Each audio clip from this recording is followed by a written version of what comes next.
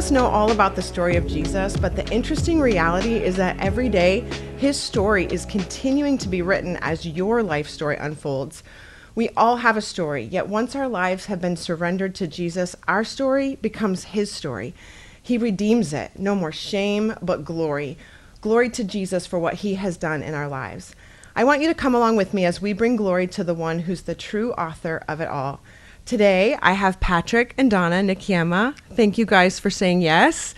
I'm so excited to hear your story. I know bits and pieces of it, but I love to share people's stories with Jesus so that they have hope and that they have confident expectation that whether they've followed Jesus their whole life, whether they've wrestled and struggled with their faith, whatever that looks like, they can learn that this God is really real and he's present throughout all our journeys. I don't know about you guys, but we're kind of always in a hurry to grow up when we're kids, and then you grow up and you realize adulting is really hard. It's not as easy as we thought, right? Very hard. Parenting is hard. Mm-hmm. The unexpected happens, and it doesn't matter if you love and follow Jesus or don't love and follow Jesus. Struggle happens. Yes. Hard happens. Yes. And so I'm really excited for you guys to share with us today. Let me start with, how long have you guys been going to church here? And like, how long have you been married? Tell us those kind of things. I will let Dawna start. Yeah. We've been going here for a little bit over 7 years. The way we remember it is we came here one Sunday, and then the week after our daughter was born. Whoa. So, seriously? Yes. Mm-hmm. That's I correct. don't remember that. Yes. I thought you guys had been here for a while. Okay. So the story is different. Oh, yeah. You know, I have been coming He here has a since I was different- single. Okay. So I started coming here in 2007, so it's been a while. Yep. But then a church plant invited me to come and participate in their launch. Okay. And I kept going there. And fast forward, I met Dawna at that church during the launch because she was invited to come also for the church launch. Yes. And we have been there for a few years. But when we came back here, that's what she said 7 years ago. Yep. And we did come after our first Sunday back. Yeah. Christelle was born before the next Sunday. Wow. That's awesome. Yes. Well, there's a whole story there, and we'll Yes. get to Yes. Christelle. Okay, let's see. So you've mentioned Christelle. How many kids do you have? We have 2. Okay, Christelle is how old? Christelle is 7. Mm-hmm. PJ is 3. Okay, His name is Patrick Jr., but we call him PJ. love it. I love it. Yep. Okay, tell me where you were born and like where you grew up.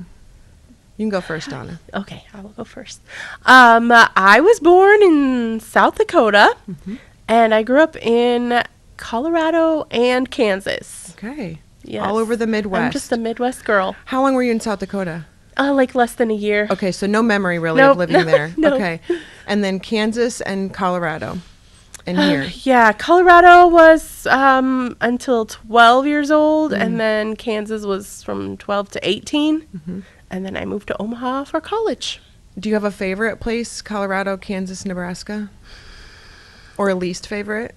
I mean, Colorado is probably the most beautiful place. For sure. Yeah, I lived there. I just have a lot of childhood memories there. Yeah. And we lived really close to the mountains. Where were you?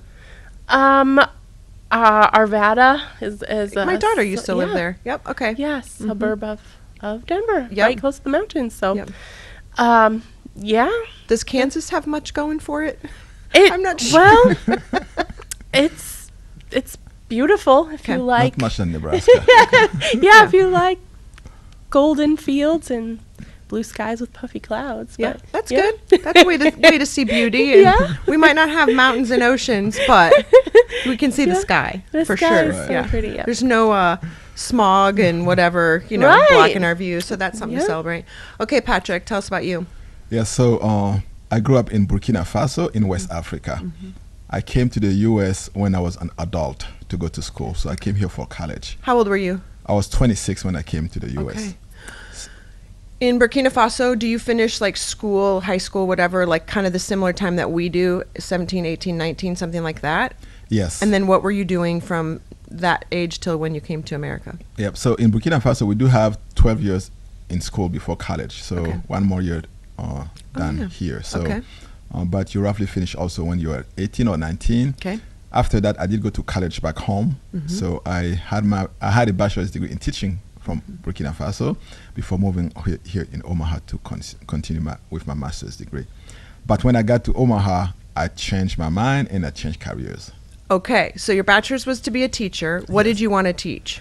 My parents, actually, the reason why I changed my career is that both my parents are teachers. So after I grew up, I felt like they wanted me to become a teacher because they were just teachers. Yeah. And it was not necessarily what I wanted to do. So when I got my freedom of moving away from them, I decided that, well, I can just do what I want to do. And I changed into computers. Okay. Do you like it? I do. I enjoy it. Do you like it better than you would have liked teaching? I actually am able to do both now because I teach on the side at Metro here, a college here. I didn't know that. It's very fun for me to use my computer skills to teach. Yeah. Because I have the teaching skills for sure, naturally. I think from my parents being teachers and also just being a people person, I like to teach or talk or share what I know. Yeah. And looking back, I feel like God actually had that plan for me because when I was going for my teaching degree, I wasn't really excited about becoming a teacher. But fast forward, God used that skill that He built in me over time. Yeah. And also the skill that I decided that I should be learning on my own to put them together for me to enjoy. I love that. Yes. We've talked about it before, but my daughter homeschools, and she was doing a geography unit with her kids. And I mean, this is when the oldest one was kindergarten, first grade, going into it. But she really loves. Her and her husband are both very smart, so they really love to stretch the kids and what they can learn. And so she knows that our church is so beautifully international and diverse. And so she said, "Mom, could you ask any of your African friends to help me learn some facts about Africa that might really bring it alive?" And you guys, Patrick took that ask so seriously. I mean, he was a teacher. You sent me several videos. You had a lecture planned. You had basically like a chalkboard, like a mark, whatever kind of board up when you were showing us facts. And I loved it That so was fun. much. Yeah, you came alive in that. I'm ready for more. Okay, all right. I'll ask her when the next lesson is. But it was so cool to see that when you say that now, it's like, yes, it makes so much sense. The teacher in you is naturally there. And the drive behind it is your love for people. You want them to know. You want to help them learn. And it's not like I want to tell you all the things I know. It's I want to help you know things that you might like to. Yes. So I love that so much. Okay, where was I at? Just you guys growing up? Yep. Okay, and you coming here. Yes. Did you come straight to Nebraska? Unfortunately, yes. It's too cold here for me. After so many years, almost 2 decades, I still feel it's too cold for me here. Okay. But I have a lot of friends now that I don't want to lose and start all over. Okay. So I'm just sticking with it. Okay, good. Every winter I So do proud of threaten you. that I'm moving. You But, do. You You contemplate it's time to go? Yes. Do I really love my friends? Then winter goes away and I think, I'm staying. Okay, yes. So, yes. But, had I not, I came here really randomly, Usually you go where you have someone who can host you for a few days until you get your own place. Yep. And the person who could host me was in Nebraska, in Omaha. Okay. So I did not really have a choice there. Yeah. But I don't complain. I like it. This might be a stupid question, but did you know your sponsor before you got here? Do you have to know them first, or could it be somebody that just volunteers? You should know them. Okay. It's someone that actually you know them. You work with them. Okay. Throughout the process. How did you know them?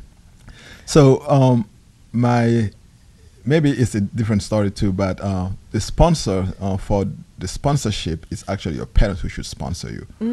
So when you come here, you actually need to rent an apartment or stay in the dorms or have a friend or someone you know to host you to kind of cut save on the budget. Yep. So that's why you need to know someone, I see. or you're gonna have to be in the dorm or finding an apartment. Got it. And you cannot find an apartment while being out of the country. So usually you find a friend to host you. Yep.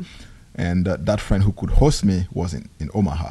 And that's how I came to Omaha. I've never heard about Omaha before. Yeah, well, a lot of people say that. Okay, you're not going to get to monopolize everything, but I love learning this. I think if I were coming from a completely other country, culture, language, all of it, I would be a little bit afraid. Were you afraid? Yes. Okay. It was the coming was actually exciting because the America that you know from out of the country is just the best in the world. You know, until you come here and you realize that you have to work, you have to make an effort to get your own place.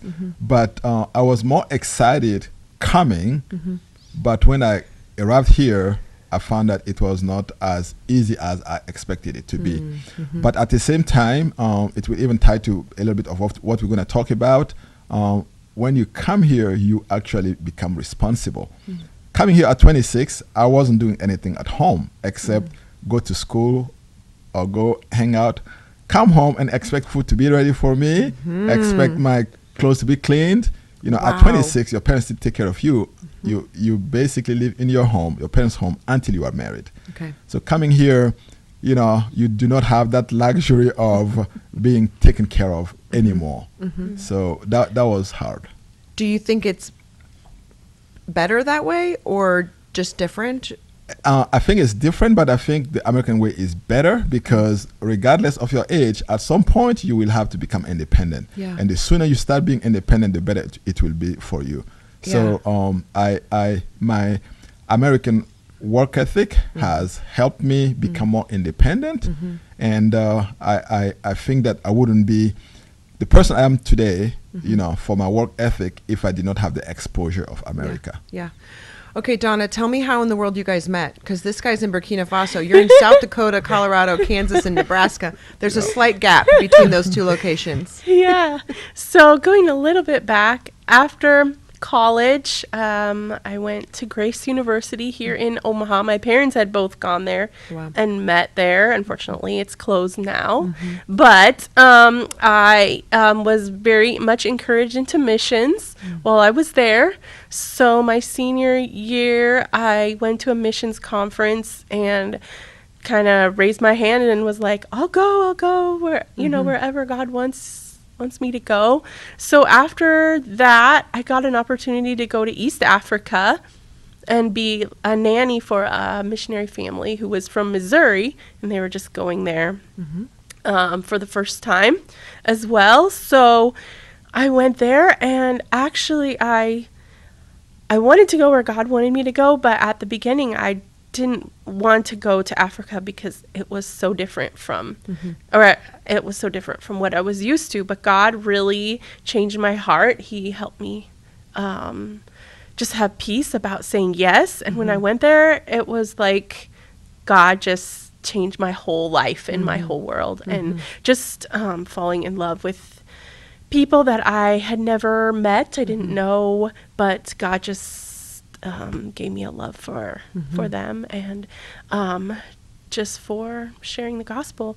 So I went there, and then a little bit after I came home, it was about a 6-month trip, and then I came back to Omaha and started working, and then Patrick, he came to Omaha too.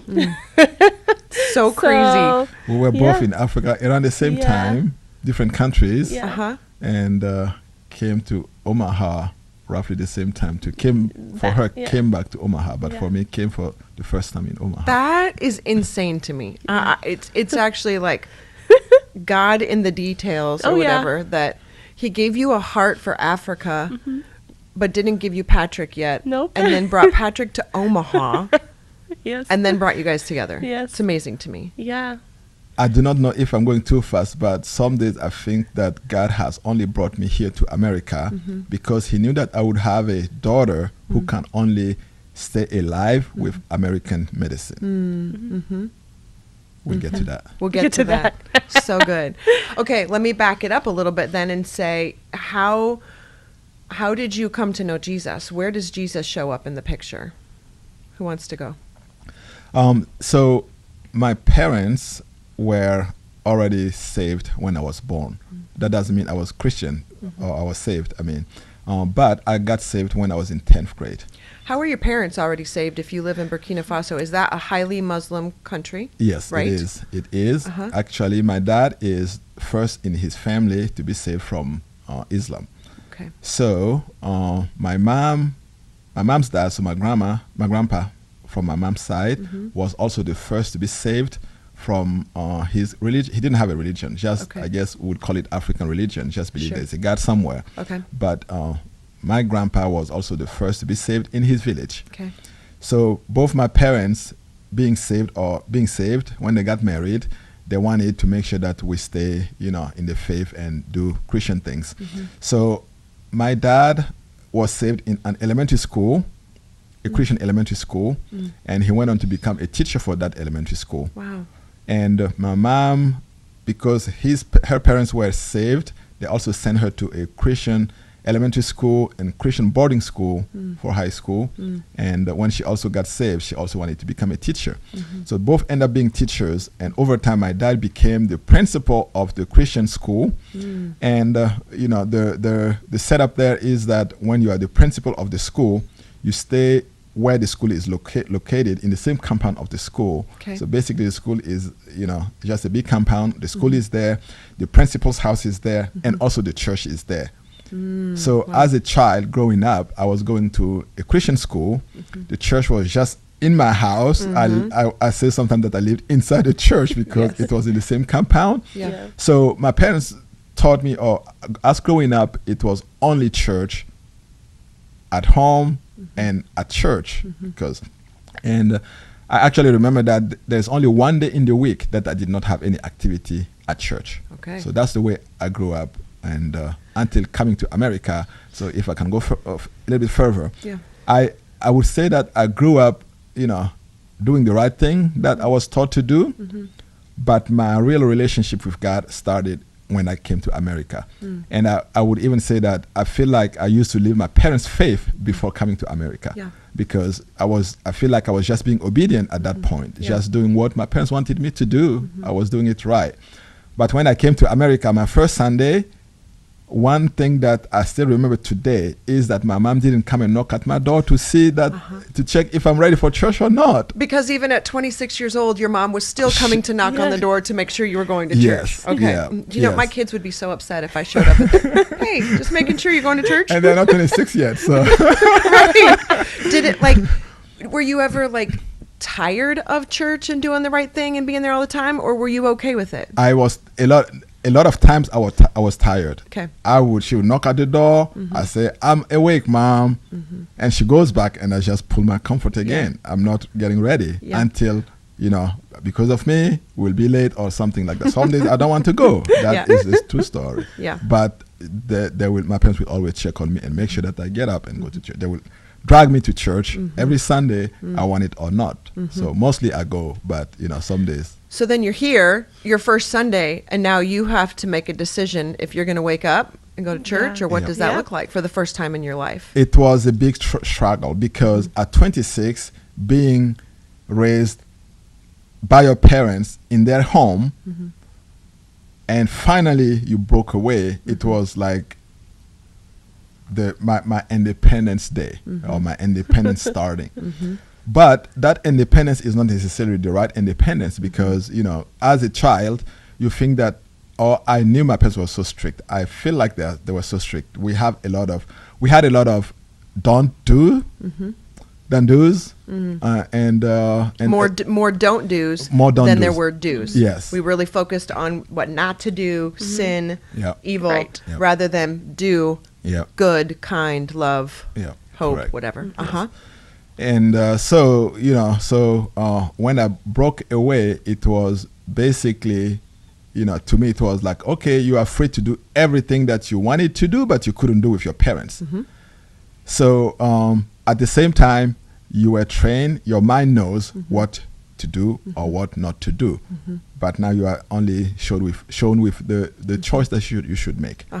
So the temptation was there to do what you should not do. Yep. Because that felt good because you always wanted to do them and your parents say don't. Yes. But now they're not around to tell you not to do them. And but I knew what to do and I went with the do's. Okay. So I got up that Sunday morning and I said, I'm going to church. And thankfully, this church here is very known in the international community. Probably church? because this church, Good News Church, which Seriously? used to be Yeah. called Glad Tidings. Yes. Yes. I would say all of the internationals know about this church. So you tell someone that you need a church, they will point you to here, even if they're not coming here.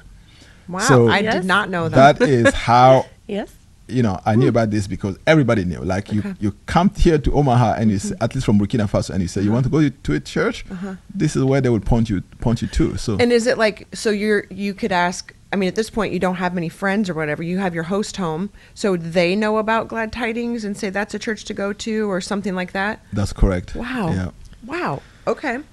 Yep. So I got up and went to Glad Tidings, and first I started coming to on Sundays. Then I learned about the young adults. Yeah, service. we had the Saturday night young Yeah. adult service Yes, back then. Yes. Uh-huh. And for me, it was specifically that made me stay on the curve with my faith. I walked into the young adult service the first time. One of the peers just came up to me and asked me, "What's your name? Where are you from?" And I said, "Burkina Faso is where I come from. My name is Patrick."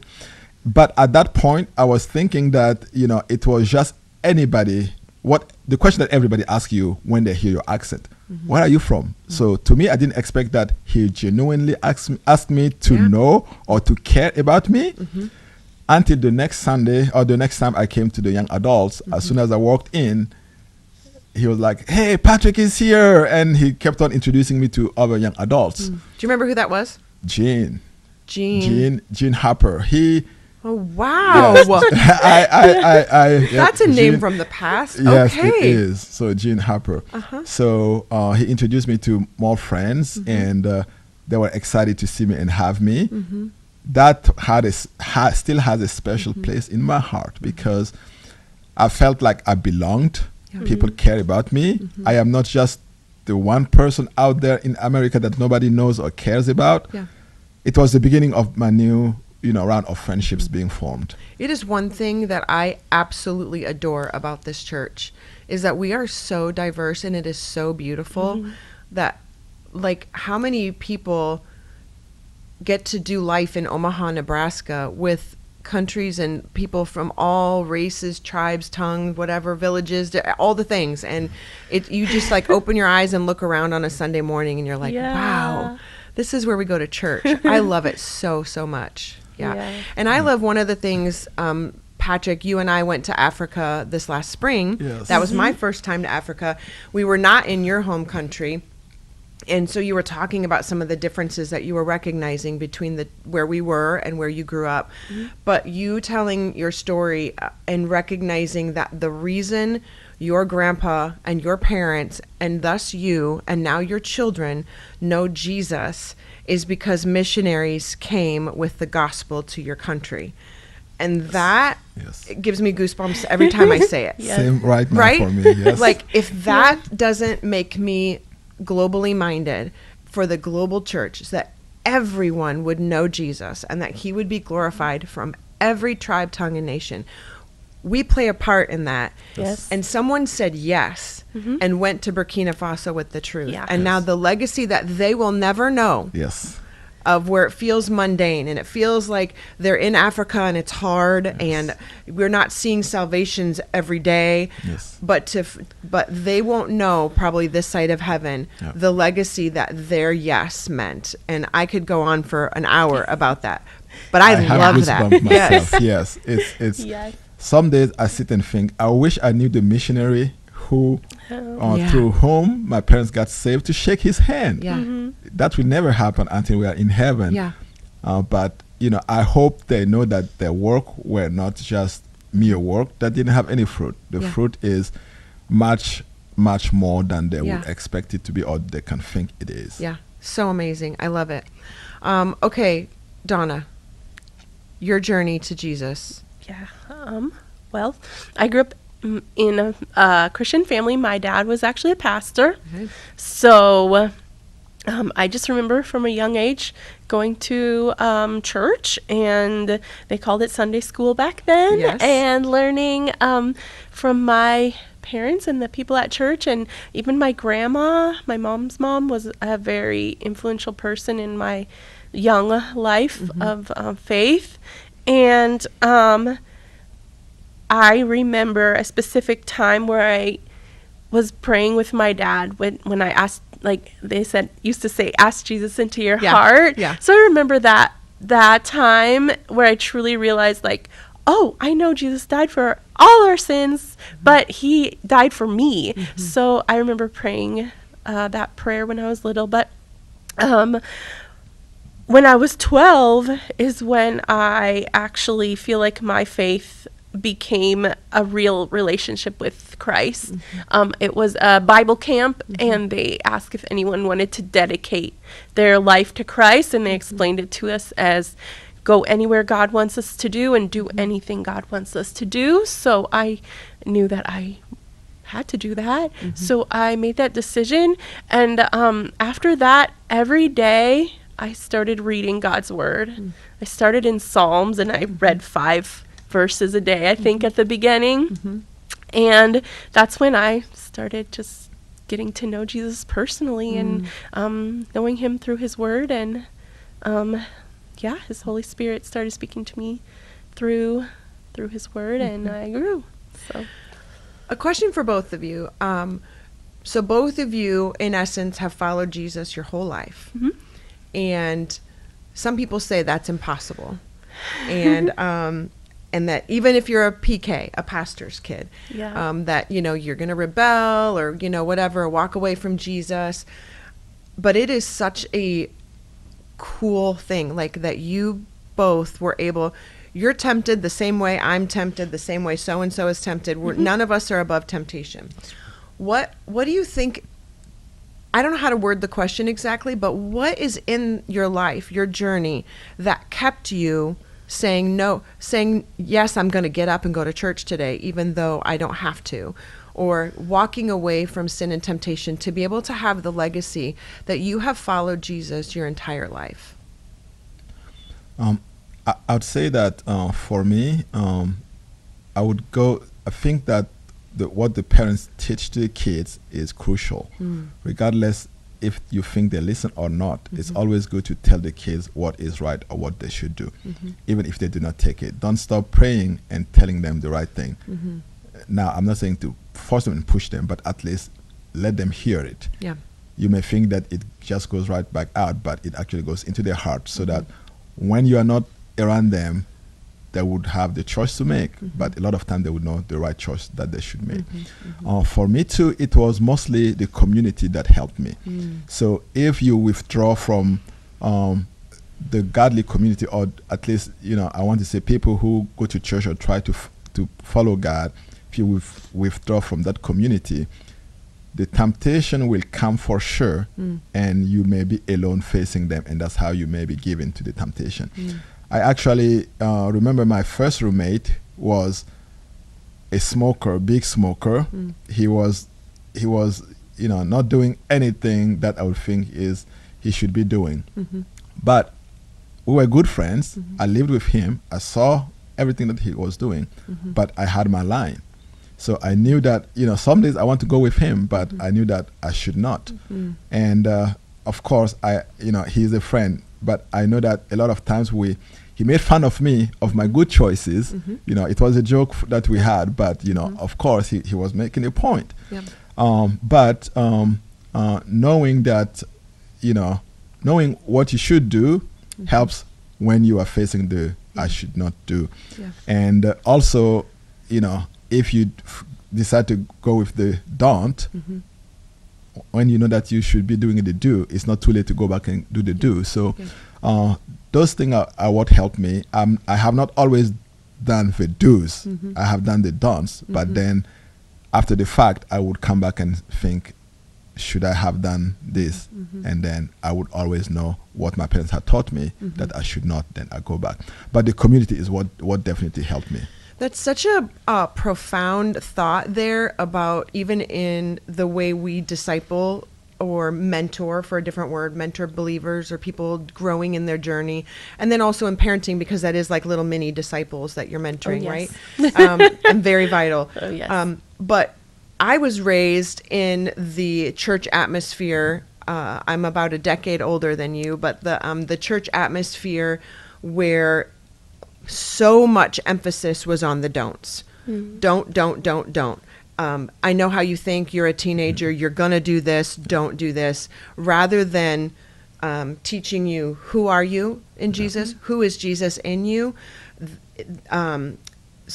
More on the do's and the why. Why do we do this? Or why do we spend time in biblical community? Why do we want to be around others who think the same as us and things like that, so that you can actually grow and celebrate in your identity rather than just always looking at this list of, I can't do this, I can't do this, I can't do this, don't do this.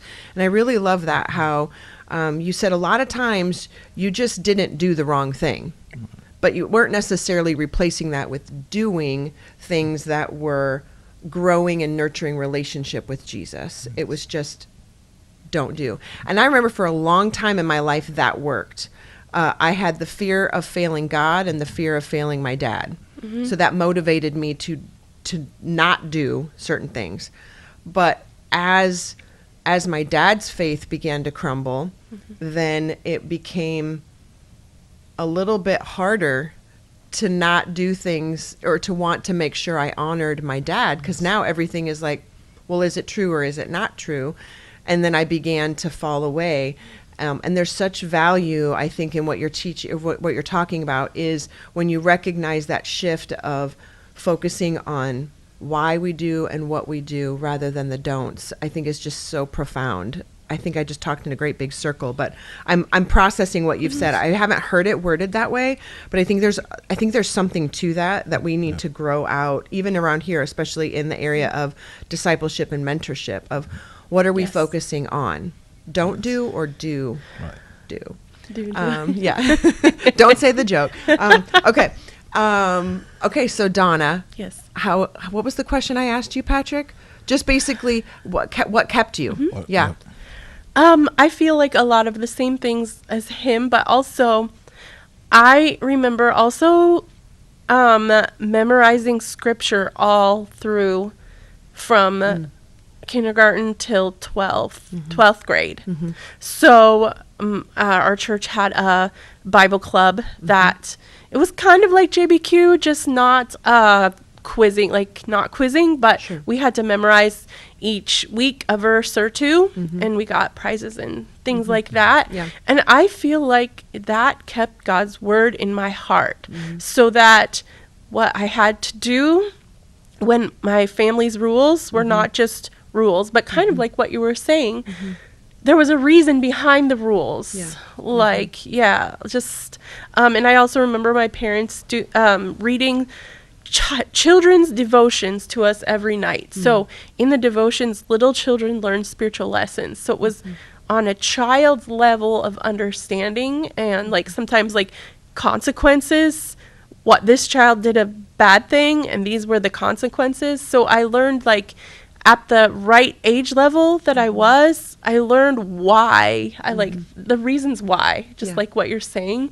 And so I feel like that, along with when I was 12, continuing to read the Bible on my own, helped me just keep living it. Like, I don't think I really had a time when I wanted to just rebel, but I just remember whenever I had a hard time just going to with something, or when I was angry at a rule or something, that I would just go to God, and I felt like He gave me something, a reason to not be angry, or a reason to not do the wrong thing. Kind of like what Patrick was saying, just choose the right choice. So that's personally, those are also things that help me to do the right thing.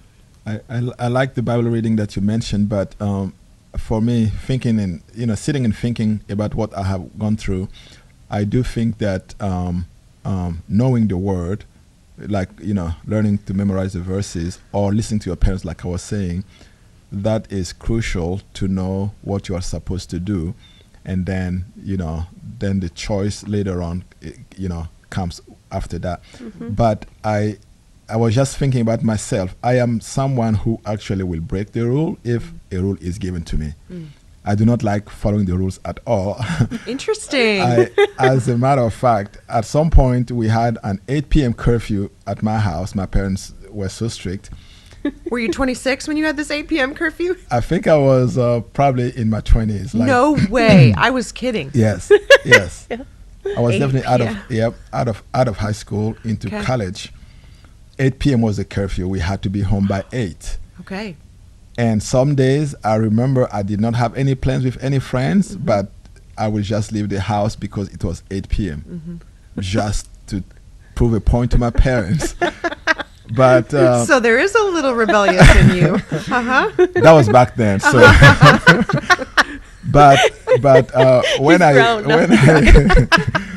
when I go out, I still know the don'ts and the do's, and it was just because I felt like I should be independent at that age, but my parents wanted to keep tabs on me. But like I said, the circle that I was with made a difference. Even back home, I actually did not know that Burkina Faso has more Muslims than Christians, because the circle that my parents created for me was all Christian or mostly Christian. Like all of the activities and the people that I knew were mostly Christians until I got here and I was asked, are there Muslims in Burkina Faso? So I started realizing that there was more Muslims than Christians, but my circle has also helped me, stay the course. Yeah. Okay, this might be a hard fast forward, but what I'm thinking about as you're talking is that the faith that God developed in you guys from a very early age, it makes sense to me how you can go through some of the things you guys have gone through and your faith has been able to stay strong. Like it has been prepared your lifetime to get to this phase. So if I'm skipping any significant details of the story, tell me. But you guys met. You came back from Africa. You're here. You guys met at the church plant that you were at, right? Correct. Yes. Then you get married, and then you want to start a family. Okay. Tell me about that journey. Dawna, So, you can tell. Go ahead. Who wants to tell it? I'll just give the intro. So, we met at the church plant, and we have been serving there for at least a year. We have been seeing each other for at least a year until we were convinced that maybe we should pursue a relationship. Yeah. So from there on, we actually, since we were still already advanced in our age, we were not thinking of a relationship to try anything out. It was mostly, if just you know, trying to get it's not married. wasting Yes. time. So when I asked her out, it took her 5 months to get back to Not me. 5 months. 5 weeks. 5 weeks to get. Still 5 5 weeks. 5 weeks to You get back asked to her me. out, and she's like, "I'm going to think about it for 5 weeks." For 5 weeks, and we still see each other at church. But I was her. praying. I was Yes, praying. She's very strong. it was good because me being the African, I did not necessarily know the steps that you should take as an American to get Good married. point. Yeah. So in my mind, I did ask her to become my girlfriend, but in my mind, I was asking her, "Would you marry me?" Okay. So Because at home, would you date? Do you date? You at home? date, but it's taken as seriously too. Like you Okay. cannot date just to Date. see if you are compatible. Uh-huh. If you start dating, it is to get married. Okay. So so I asked her, to be my girlfriend, and it took her 5 weeks to get back to me. But the minute she said yes, I was thinking, oh, when are we getting married then? But we were 30 back then, so Yeah. and I don't know. So we've been. So how long did you American date before you married him? That was I think it was about 6 months. Okay. Yeah. American date. Yep. And then he asked me to marry him. And then it was 3 more months. Okay. Till we got married. So we got married within a year from Yeah. her Were you- saying yes. Were you expecting? I'm being so American right now. Were you expecting to have to pay a dowry of any kind, or did you know we don't do that? I was happy because I knew you don't Okay, do that. okay. But I expected that she pays me dowry, because here we hear that the girl marries the man. So I didn't really expect dowry, but I was like, well, at least that's easy because I don't have to do a lot of hard work to get married. It's on her, not on me. Okay. I love it. So I had it easy. I love it. Okay, so you guys got married, and then you eventually came back here. Oh, well, Yep. you're still there during this whole journey to Christelle. Yep. Yes. Tell So us about that. we got married. I'll give a maybe cue from Dawna to talk too. Okay. So we got married. We dated for less than a year. Got married. Yep. This past August was 13 years since we got married. So so since we got married, I guess we started living the life of a married couple, which should lead us to start having kids. So how long did it take for us to have kids? About 6 years. Yes. That's hard. Yeah. Yep. Yeah. How did you process that journey, Dawna? Me? Do you get mad at God ever? Does this shake you at all? God, I've followed you my whole life. Yeah. Do you say those things? Yeah. Yeah. Uh-huh. Like, yeah, I've done, everything you asked me to. I've, followed you. So yeah, those thoughts do come through in my mind, come through in my mind, and just like the whys, which you don't get answers at that time because just trying to process it. There were definitely ups and downs. Like, yes, God is gonna do it, and God is gonna give us a child, and then after several months or years, then you're just like, will you ever give us a child? And like, all the questions are, what are we doing? Are we doing something? Do we have wrong motives, or are we sinning in some way that you are not, punishing, or making us wait, like all of those questions. We never kinda like go want to through say your- that. Yeah. That like, God, are you punishing me or Yeah. whatever? But it is our human nature, our natural Yeah. tendency, no matter, just to question, like, Yeah. am I? Yeah. Is there a reason that I'm missing here? Yeah. It's really, Yeah. when I hear somebody say it, I could say to them, don't do that. That's not true. Yeah. And, God is mercy and love and all those kinds of things. So it's not about a sin or anything like that. Yeah. But then I could hear it and want to encourage someone else, but then I would say the very same thing Yep. about myself. Yeah. your So that's heart. quite a wrestle you have to go through. Yeah. Yes. Yeah. Go ahead. Yeah, so to make it clear, to our audience, so Yes. we have been married, and for 6 years we were not trying to prevent having kids, but we could not have a child. Yeah. And my take on that as a man, initially I did not see any issues because I was just enjoying married life. Yeah. When the child comes, I guess I'll move on to the next chapter. Yeah. Until actually an elderly mom I would call asked me one day out of the blue, Patrick, she's African, so she's like, Patrick, did you take our daughter to hospital? In our African community, when someone can be your mom, they're allowed to call you their son and Okay. call your wife their daughter. So Okay. they can take ownership of their mother card. So she asked me, Patrick, did you Mom take card. our daughter to hospital? So I turned around and told her, Dawna was not sick this week. I don't know what you've heard, but she was not sick this week. And she told me, no, that's not what I mean. You've been married for a while now, and we don't see a baby. Did you get her checked?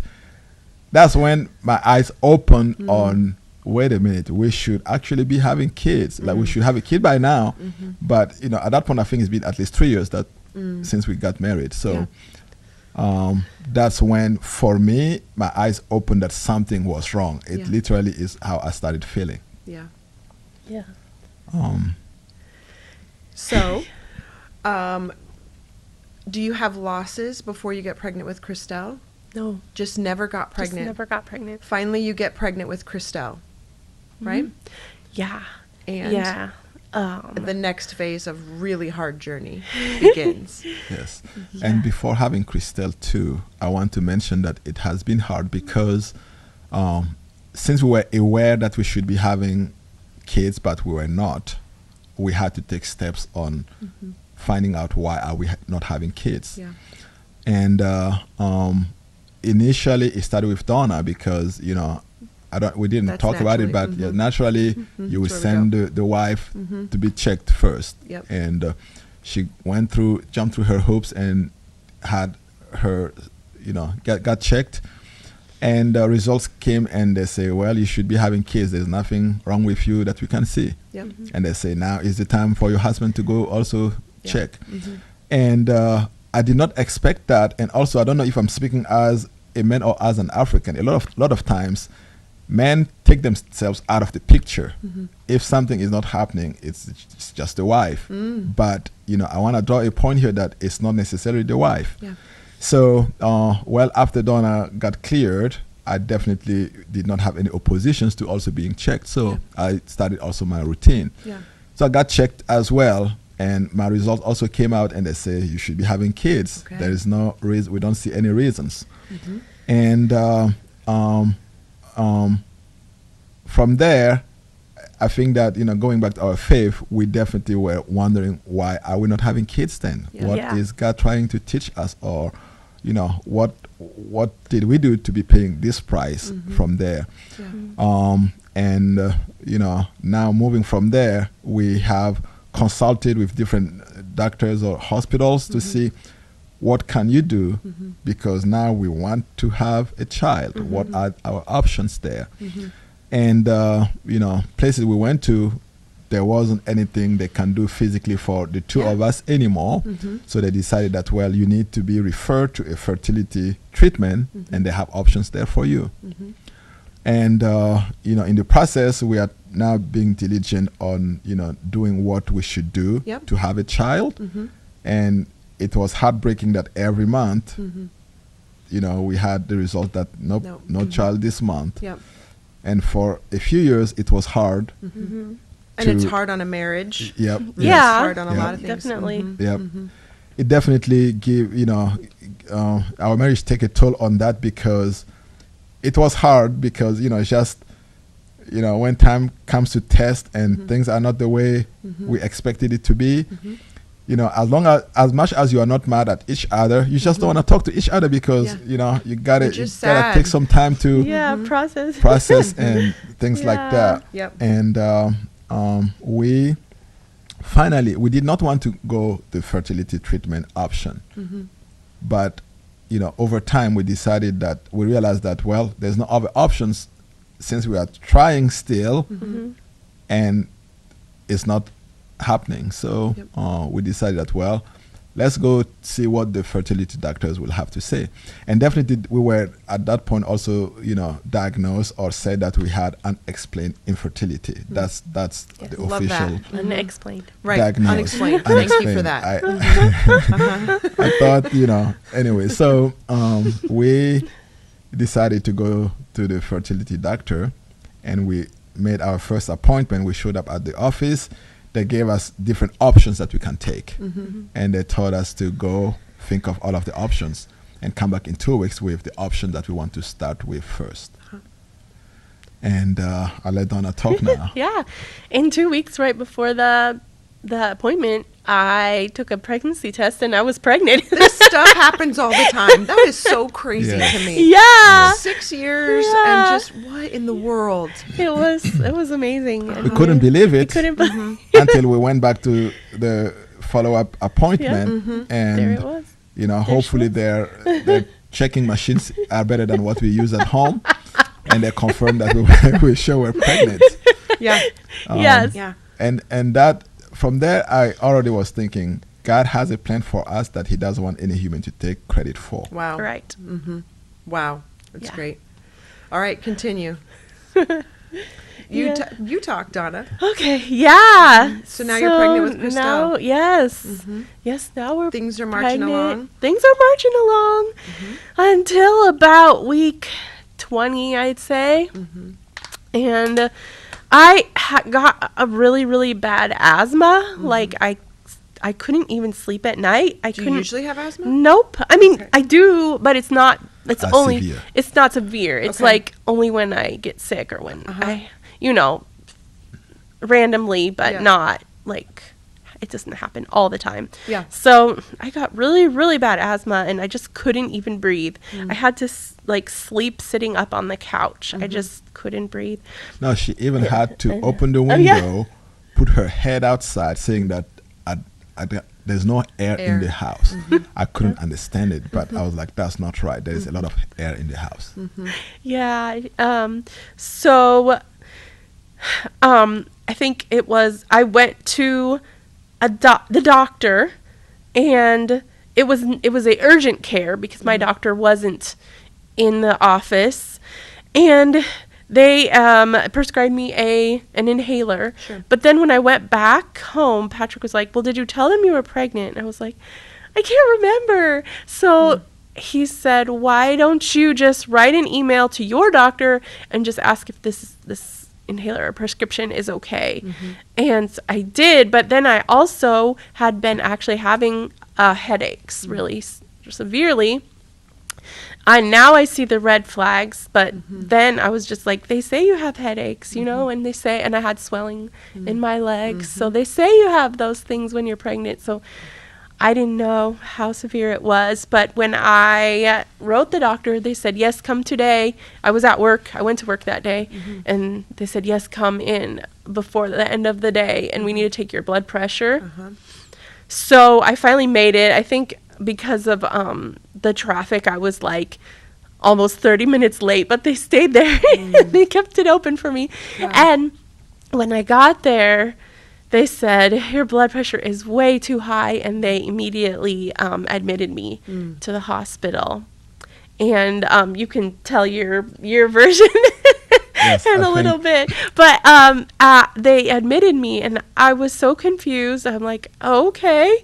Like, I didn't understand what was happening. But then after they had taken my blood pressure a few more times and they tried medication, they said, we have to transfer you to Bergen Mercy, which has a NICU. And I was like, why? What does that matter? And then finally it dawned on me that the baby could come anytime. And it was 24 weeks, or I think 23, almost 24. So you can start telling your side of that. I think story. that there is a lot of gaps in Dawna's brain in that point because she was not fully herself. Yeah, no. You know, I from wasn't. there I on. was But sick. But yes, when she was having her asthma attacks, her doctor wasn't in the office, so she couldn't go there. But thankfully, the next day when we emailed, she responded saying that I'm in the office today, come in. Yeah. And I remember that day I was driving home from work, and Dawna was driving to the hospital from work, and we both passed by the hospital to go home. So told her, okay, I'm passing by the hospital, I'm going home. When you are done with your appointment, come home, I'll be home. And excuse me. So after a few minutes, Dawna called me and said, well, it's going to take a while because they say that my blood pressure is high. They will give me an IV to bring it down. And I say, okay, I'm already home. Come home whenever you're done. She calls me later and say, they gave me the IV. The blood pressure was supposed to come down, but it's not down. So they are preparing an ambulance for me. So I'm like, wait a minute. Asthma took you to the doctor's office. Now you're talking about ambulance. So at that hospital, they do not have a NICU.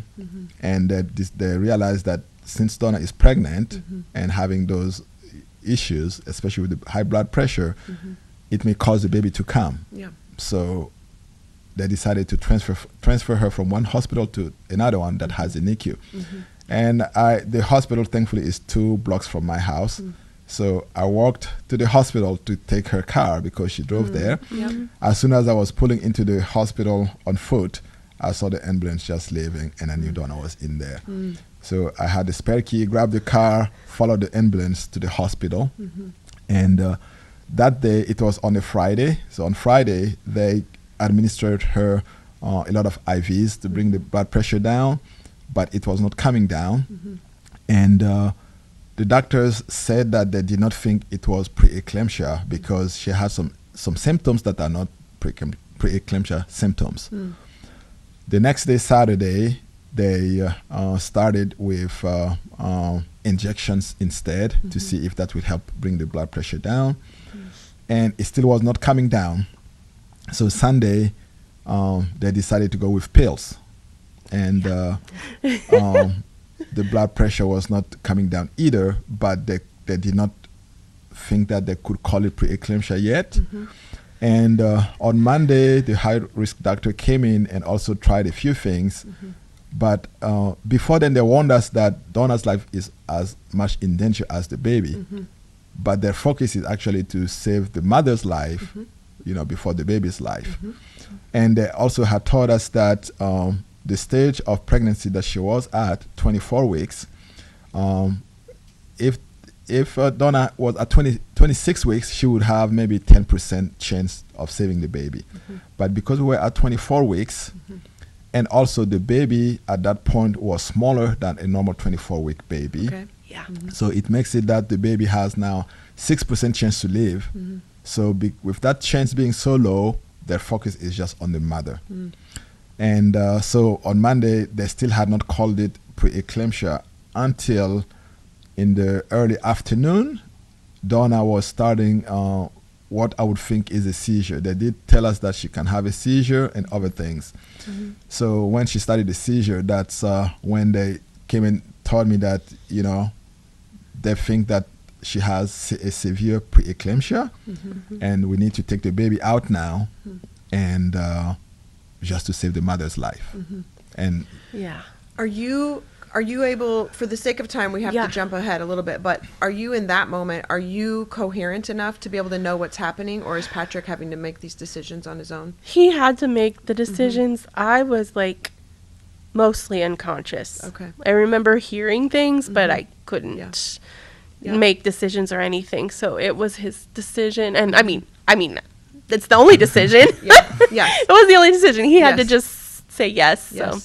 yeah, but right before that, the doctors had come in and, kind of given us bad news that the baby really probably wouldn't survive. But they also said they would do their best Okay. to save the baby, no matter what. They're like, we don't know if the baby can survive, but we'll do our best. And also they said, even the tubes, the breathing tubes for the ventilator, we're not even sure if our smallest one can fit down into the lungs of Of a your, 24-week your baby. baby. So they're like, we'll just do our best. And so we were just like, oh Lord, help us. Oh Yeah. Lord, we just prayed and then that happened. The seizure happened, and then so I just had to go into surgery. And my brain is blanking from the on. Well, so you guys, you have Christelle. Yes. They're saying 6% chance. Yes. Tell us again, remind me how tiny she is and how much she weighed. Yeah. she weighed 13 ounces. 13 ounces. Not Not 1 even pound. 1 Not pound. even 1 pound. And how big is she? And for a visual, my wedding ring here would go as a bracelet all the way to her armpit. Wow. And so loose. It's not even tight. Like Yeah. you just slip Yeah. it in over her arm. It goes all the way to the Yeah. armpit That was a few months though after after she was born. she was born. Yeah. So She was so tiny yeah, in that. yeah, we couldn't. So it was amazing because we couldn't. Like, we watched this child develop outside of the womb.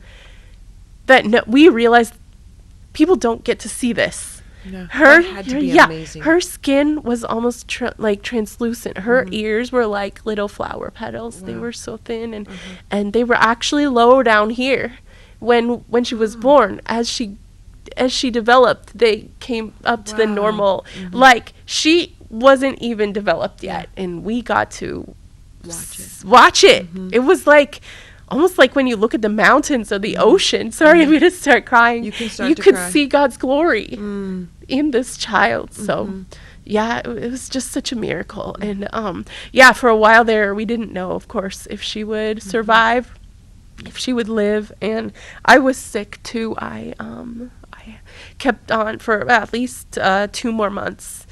I still had the high blood pressure and it wasn't going down. So he was the main guy at the NICU. He I couldn't. When I got released from the hospital, I had to even stay home for a week. I couldn't. Wow. I didn't have strength, or my blood pressure would have risen too high to go back to the hospital. So he went there every day, but yeah, we just saw God's glory. We saw the nurses and the doctors and everyone. We just appreciate so much just what they did, just being there, just their expertise, their care, and their just their knowledge. She had a few close calls. Yeah. She her breathing. Oh, we forgot this story. The amazing miracle of the breathing tube Yes. that I just said. I was just waiting to tell Did that. you want to say it? You could say it. Yeah. So when they took out the baby, they asked me to come see the baby before they go see if they can keep the baby alive. And they left with the baby. I was with Dawna still in the surgery room. And after a few hours, they came and told me to come see the baby. So I went and saw the baby. They said they were able to stabilize the baby, and I could take pictures and go show to her mommy in her also other room. And the next day, the nurse who was on staff told me, because she was still in her room, that the smallest tube that they usually have was too big for the baby. Yes. But they had just started contact with another company who had a sample box that they opened for the first time to see if they would have any tube that's smaller than the smallest. And there was a smaller tube in that new box with the new contractor. Holy smokes. And that is the tube that they were able to use to a sample box Yep. that coincidentally Yep. Yes. arrived in time Yep. for Christelle to be able to use. Yes. Exactly. Amazing. Yes. She was in the NICU for 3 months? 7 months. 7 months. 7 yeah, months. I'm mixing up. That's Yes, okay. for Yeah. 7 months. 7 months. 7 months. Her But you brother got- was for 3 months. Yeah, you That's got why. to finish watching her develop, outside yes. of the Yep. womb. Yes. And Yeah. again, for sake of time, Yeah. eventually you get to take her home. We'll talk a little bit more. She's now almost, she's She 7? turned She just turned 7. 7. She just turned Yeah, 7. in June. In June. So she's 7 years old Yeah. now. Full of life. She's had some struggles too. Again, continuing to Yeah, have health certain troubles, things develop yeah. and heal from the kind of trauma of her birth. Yes. And then God gives you the gift of being pregnant again. Yeah. And you're traveling down that journey. You're already, I'm sure, considered high risk from everything Yes. that happened with her. Yeah. So they're watching your blood pressure and all of these kinds of things. Yes. But yet, I remember parts of the story. I know you have him early too. Yes. So was it preeclampsia that caused that again? Yes. How far along are you with PJ? Actually, at about 24 weeks, the same time my blood pressure started raising, and I had a panic because I'm like, it's going to be the same thing all over again. Yeah. I can't do this, God. I can't Yeah. do this. Yep. So, but then, I don't know if I can say this, but our doctor was Katie Sekpi. Yes. She loves Jesus, and she's the most amazing Yes. OBGYN. And she said, Dawna, this doesn't mean that you're going to have the same problems. Let's pray. So she prayed with me every time, every appointment. Yeah, that was just so encouraging. So I had fears, I had trauma from the last time, but God gave me peace. He just gave me peace, and So you so, delivered yeah. him at so we how delivered far him along at this time? 28 weeks. So 4 So, extra weeks. 4 extra weeks, But yeah. still 12 weeks early. Yes. A whole trimester early. Yeah. And Are he you- was 2 pounds this He was time. he was a 2 giant. pounds. Oh my gosh. 2 pounds. Okay, and he was in the NIC unit for 3 months, Yes. right? Yeah. So then you're juggling, you have Christelle, plus you have a baby that's in the NIC unit. Tell me, what is going on in your journey with the Lord during this, we worked so hard to have a baby. You finally give us a baby. Both times we've almost lost them. It's as difficult. How are you wrestling that out in your faith? Are you mad at God? How do you handle it?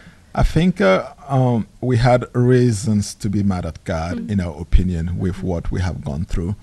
And even with Page's birth, after Christelle that had a bigger struggle to now that she still has, some to go through, we finally became pregnant. And also that pregnancy was also a miracle too, like Page's pregnancy.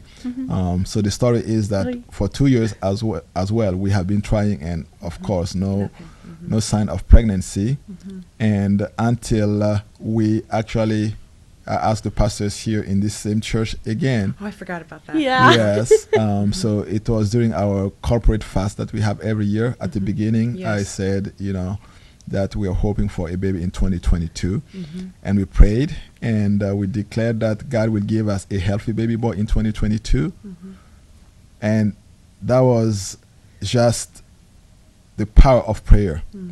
After 2 years of trying, we prayed for a baby, and the pastor prophesied for a healthy baby boy on a Friday, and on Tuesday, we found out that we were pregnant. So cool. Yeah.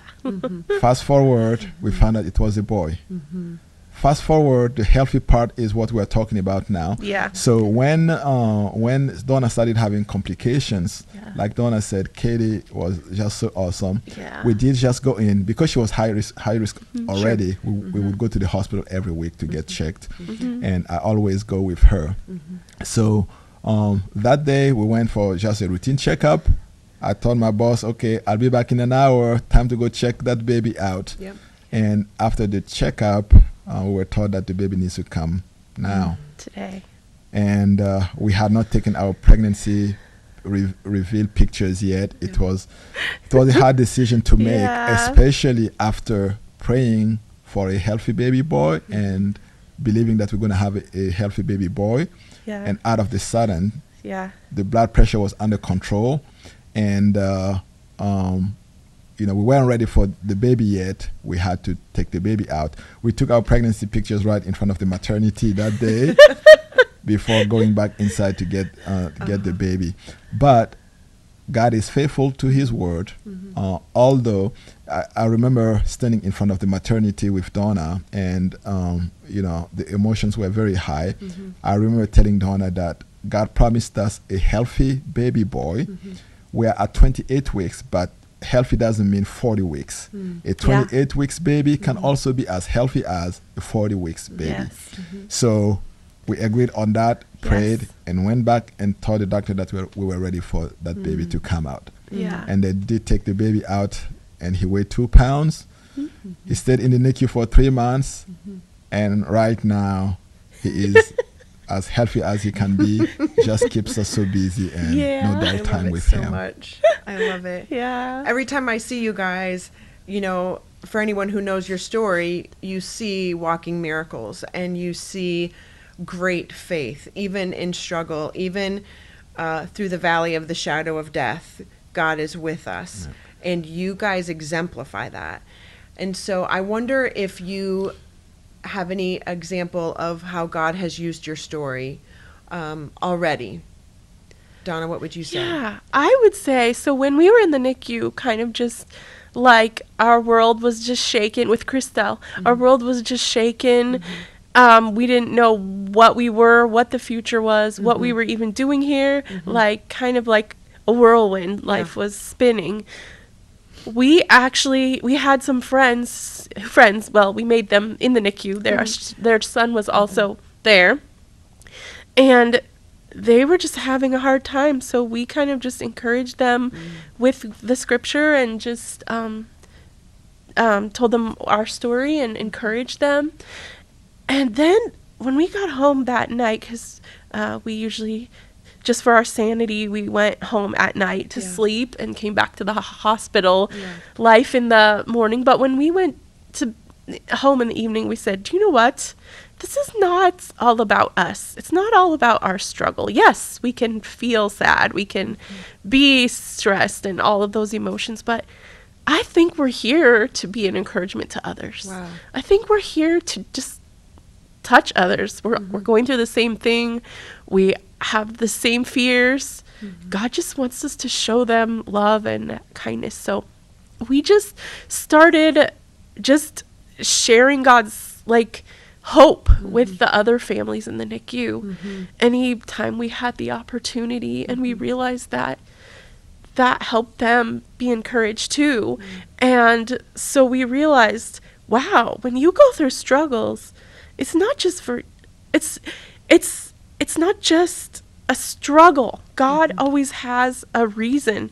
And so when we lifted up our eyes a little bit and looked at those around us, we were able to minister to those around us. And even since then, like our nurse friend who had both of our kids in the NICU, she knows when she has a lady, a NICU mom that's struggling, sometimes she calls me and says, can you just come and like, I'll give you her number. Can you just come and just encourage her, talk to her? So I've done that several times. I've just gone to the NICU, talked to the lady, the young mom, told her, look, this is what happened to my daughter.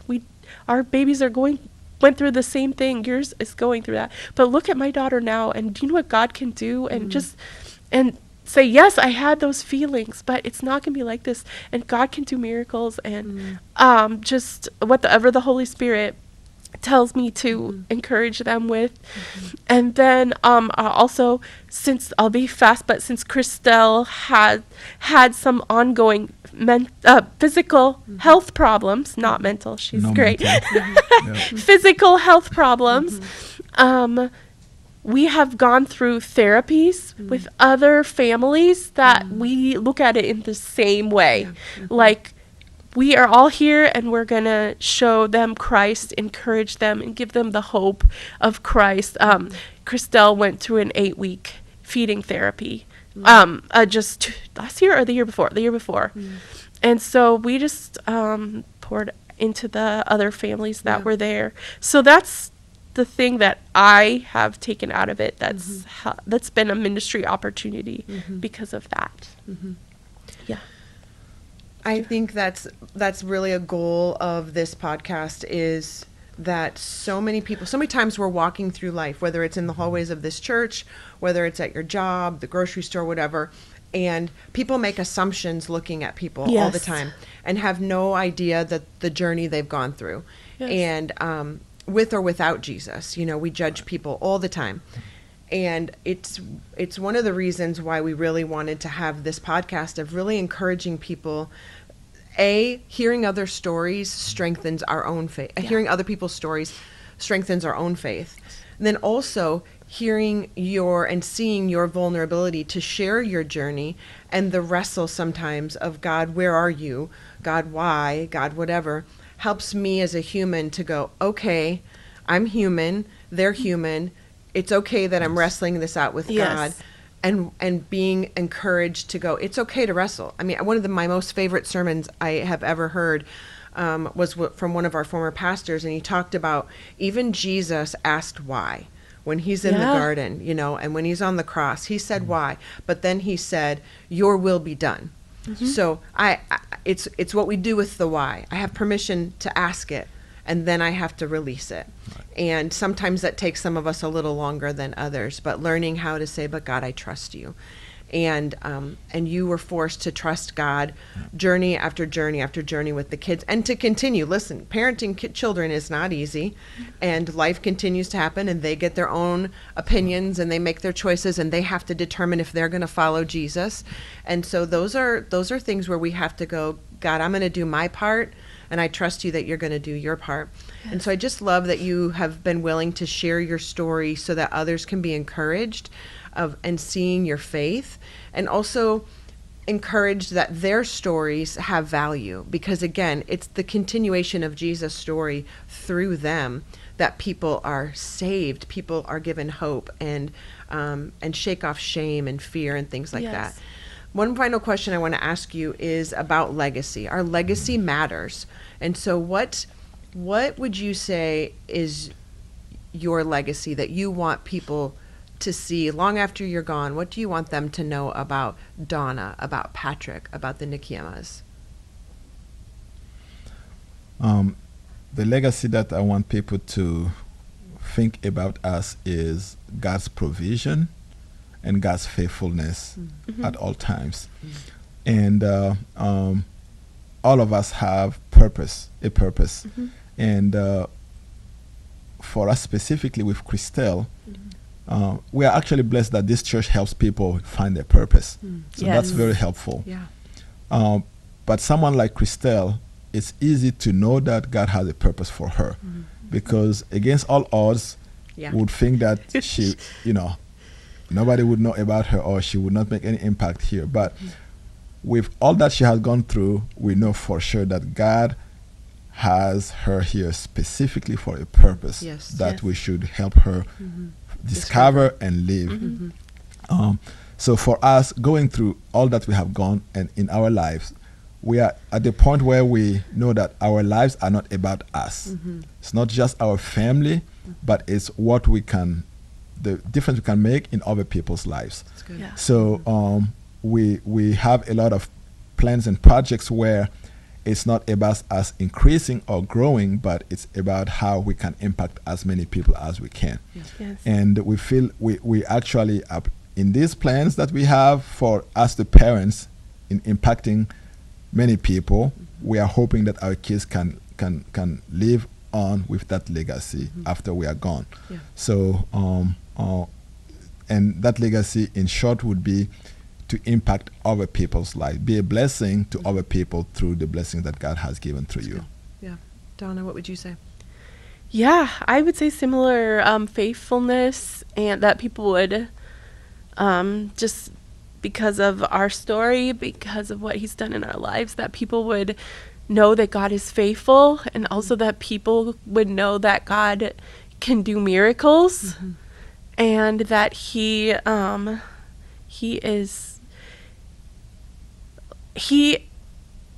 sorry, I'm trying to just put it all into one statement. Sometimes I feel like he's done so much for me that I don't deserve. And so what he gives me, I need to use for him. Like, so I think it was 2 years ago, also at the church fasting time, I was praying and thanking God for both of my children were out of the NICU, and I was thanking him, and I'm like, okay, God, what now? And he said, tell it. Just tell it. Like, that's the point of the story. How can it be lost? It needs to be told. Like, So just good. tell of God's glory. So that's another reason why when you ask us to do this podcast, we were like, yes, because God just wants us to share it so that other people can be blessed by and have hope and just learn to trust in God. And that's what I'm doing. And I'm also starting to write a book. About this very Love it. topic. I've just written a few pages so far, but that's another way that God I know God wants me to share it. I So love it. yeah. You guys, listeners, this is it. Patrick and Dawna just said it. Our story is not about us. Our story is about him and Yes. what he wants to show the world about himself through us and our unique story. People will see things in my story that they won't see in yours, and they'll see things in yours that they won't see in mine. And that's the beauty of it, that God chooses to build his kingdom through our lives and our stories, but he does not get the glory if we're not willing to tell it. That's right. So thank you so very much for saying yes, giving up your Saturday morning, finding a sitter for the kids, just to come share your story with our listeners and to celebrate Jesus. And Patrick has this reputation around here that you can see his smile from a mile away, and he's always so faithfully serving outside in the parking lot, even in the harshest of winter weather. He's smiling. Yes. But I actually sat here noticing you both have it, the same big, beautiful smile. And I love that Jesus shines through you, and his hope is evident in you. So continue to tell your story. We're honored that you shared it with us today. Thank you guys for being here. We'll chat again next time.